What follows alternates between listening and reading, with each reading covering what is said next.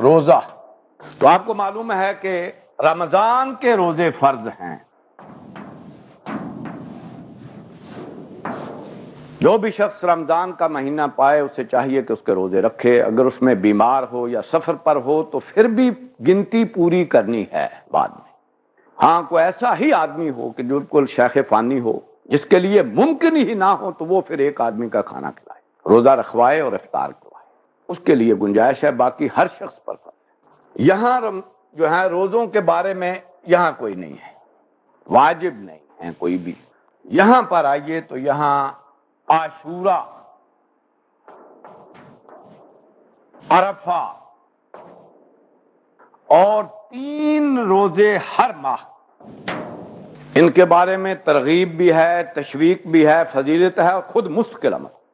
عاشورہ ہے محرم کی 10 تاریخ، لیکن نبی اکرم صلی اللہ علیہ وسلم نے آخری سال یہ اندیا دیا. آپ نے فرمایا کہ اگلے سال اگر میں زندہ رہا تو 2 روزے رکھوں، 9-10 کا.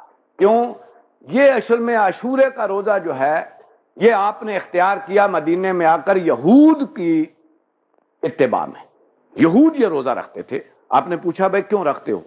انہوں نے کہا کہ حضرت موسیٰ علیہ السلام کو اس دن فرعون سے نجات ملی تھی، فرعون غرق ہوا تھا، ہم شکرانے کے طور پر اس دن کا روزہ رکھتے ہیں.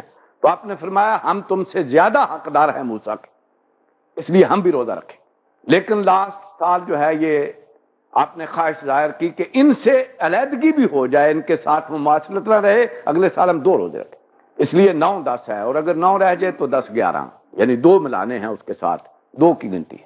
یہ عرفہ کا روزہ جو ہے یہ ہے یوم الحج، 9 ذی الحج. حاجیوں کے لیے نہیں ہے، باقی سب کے لیے.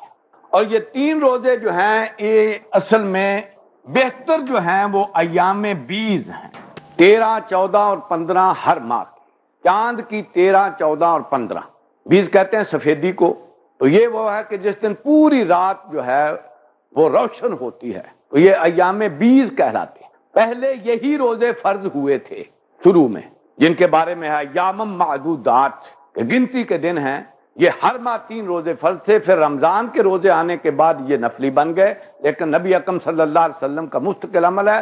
چنانچہ حدیث میں آتا ہے کہ آپ نے یہ نہیں چھوڑے، خواہ سفر میں ہوں خواہ حضر میں. یہاں تک جو ہے ان کے بارے میں نبی اکرم صلی اللہ علیہ وسلم کے عمل کے بارے میں یہاں تک جو ہے حدیث کے اندر ذکر ہے.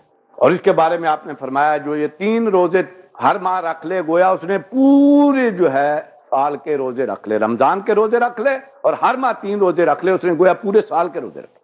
فضیلت اتنی یا نہیں ہے پھر